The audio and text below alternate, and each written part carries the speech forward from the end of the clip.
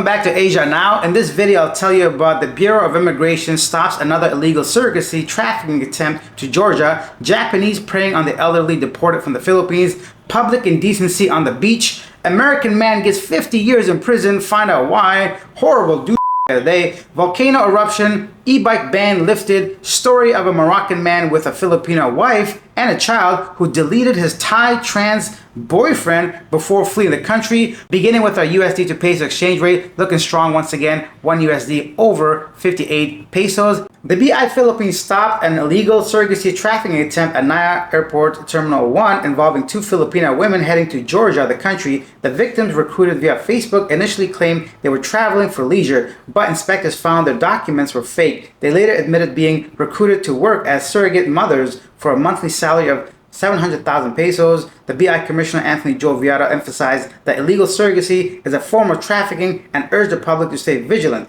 Personally, I'm not a fan of the BI claiming these women were victims. They are adults. They knew what they're doing. They committed, crimes. It's not like they were just kind of tricked into this, or they're underage or something and somebody dragged them across borders. No, they knowingly took part in this whole scheme, right? So yeah, maybe from like a position of like desperation, but that's just like me robbing a bank and saying, yeah, I needed the money. I don't want to be cold-hearted, but it is what it is. Like, I talk about other criminals for what they did, so I gotta say the same for anyone that's a Filipina or someone even needing money. You can't just take part in a crime and claim that you're a victim because maybe you're desperate or someone offered you a job. You know what you're doing. Staying with the Bureau of Immigration, the BI successfully deported Japanese fugitive Sasaki Yohei, 36, who was arrested in Quezon City on October 1st. He left for Tokyo on December 9th after the BI ordered his deportation based on information from Japanese authorities. Yohei is wanted in Japan for defrauding an elderly nursing home resident over 3 million yen through a fake investment scheme. He's also allegedly linked with Cambodia-based telecom fraud syndicate involved in illegal detention, extortion, or fraud.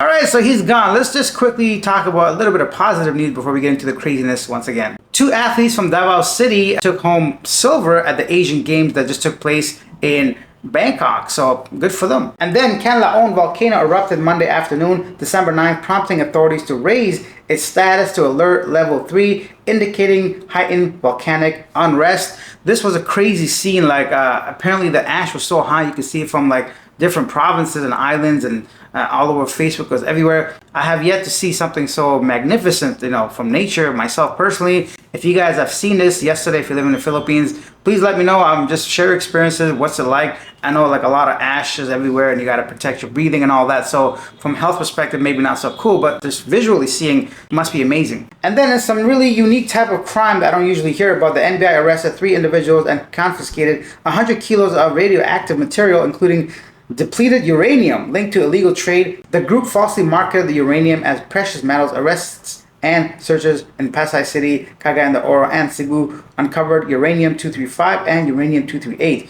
Authorities found that materials were sourced from Cebu. To be honest, I have no clue what those things are, but clearly illegal. Some stuff I should not be involved in. And yeah, so let's go on to our next story. And just yesterday, I told you guys that Mandaue City, Cebu, basically has a ban on e-bikes, but I guess the ban was from 2 weeks ago. I just read the story yesterday. Mandaue City lifted its ban on electric bikes just 2 weeks after its implementation, following appeals from drivers who rely on them for a livelihood. Mayor Glenn Bursed and the city council agreed to regulate e-bike use instead of prohibiting them, considering them a clean and affordable transportation alternative. The new policies will allow e-bikes on designated barangay roads, but bar them from highways. Violators risk having their units impounded. An ordinance will formalize guidance and include potential licensing, registration, and limits on the number of e-bikes per barangay. So that's great. No actual blanket ban on these things, but trying to regulate them as they are providing livelihood and another means of transportation, cleaner one for a lot of the locals. Next up, in Thailand, police are coordinating with the Interpol looking for a Moroccan man suspected of fleeing the country after deleting his boyfriend who operated a famous aesthetics clinic in Chiang Mai province. Moroccan man flees Thailand after allegedly deleting his boyfriend. The incident was reported on Friday morning by a maid who works at Dr. Sammy's clinic in Mai Hai subdistrict in Chiang Mai. The witness found the body of Titikan, also known as Dr. Sammy, lying on the floor of the clinic with bruises on his neck. Police found an elastic rope in the room and speculated that it may have been used for the crime.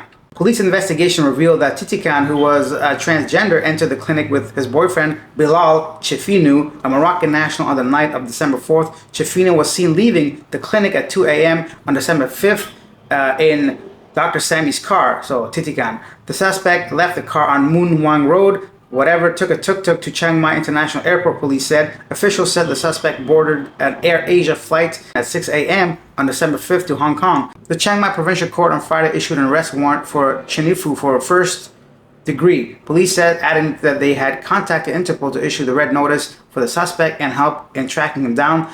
Also, this man has a Filipino wife and a child. He was supposed to meet them in the Philippines on the 28th, but when he did not show up, his Filipino wife flew to Thailand and filed a missing person report on the 30th. So this whole craziness, Dr. Sammy, the transgender person who has been deleted now, of course, is the victim here. But I don't know what obviously the details are in this situation. I had to do a lot of digging up, translating, talking to Thai friends and all that to get the story a bit kind of more an idea of what's going on. So if you guys appreciate that, go ahead and subscribe to the channel. Plus I have this next story, which I really have to watch what I talk about and how I say it, because, you know, walking around the YouTube guidelines, like it's like walking on eggshells. I wish I could speak freely, but I cannot, because they'll suppress this video, they'll demonetize it, and it essentially gets shadow banned, so which means not as many people will see it, and they're gonna go ahead and restrict it to ages, which means only if you're signed in as over 18 into YouTube, you'll be able, basically the whole thing just gets trashed. In case you guys are new to the channel and are sometimes wondering,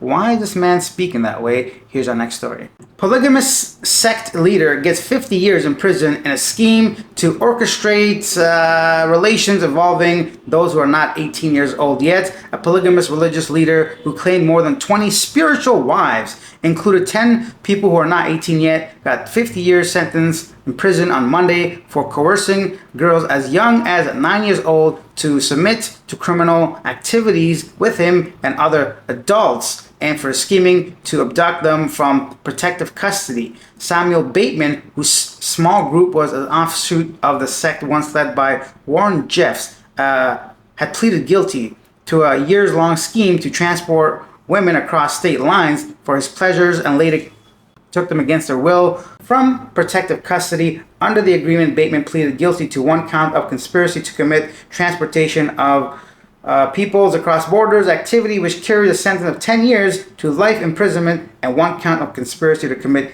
abductions, which is punishable by up to life imprisonment. He was sentenced to 50 years on each count to be served concurrently. Authorities say that Bateman, 48, tried to start an offshoot of the Fundamentalist Church of Jesus Christ of Latter-day Saints based on the neighborhood communities of Colorado City, Arizona, and Hilldale, Utah. The fundamentalist group, also known as FLDS, split from the mainstream Church of Jesus Christ of Latter-day Saints after Mormons officially abandoned polygamy in 1890. One thing I want to be clear, there was no one in the courtroom who appeared to be a supporter of Bateman. Just based on the article alone, apparently he basically said that being polygamous, having multiple wives, brings you closer to God. And he essentially convince these young minds to do some weird, not weird, but like some, you know, you get the point. I don't gotta spell it out for you guys, man. Like it is what it is. Some people are just sick in the head. I'm glad he got 50 years and another 50 years, and that's it. It's not a very happy ending to today's episode. Hopefully the comment section are a little bit better. Let's go ahead and read them. Oh, I almost forgot. I guess this is kind of happy depending on how you look at it. So, Pattaya police arrest a Chinese man and a Thai woman for public indecency at Jomtien Beach. In Pattaya, tourist police arrested a Chinese man and a Thai woman aged around 50 to 60 years old for engaging in public indecency at Jomtien Beach at 11:06 p.m. The arrest followed a report from tourists who witnessed the pair engaging in explicit stuff on the beach and in the sea. According to witnesses, the woman was straddling the man while he was performing the act, disregarding the many onlookers who attempted to intervene. Oh my goodness. Despite shouts of disapproval, the couple continued their actions for over 30 minutes, loudly moaning, not giving a damn about whatever you think of them, but you are in public. It is not right. You at least gotta try to disguise it somehow, right? Pretend you're swimming or something, bro. Be fishing or whatever, like night fishing. Just pretend you're mermaids or something different. Can't just be doing the stuff a little bit more positive.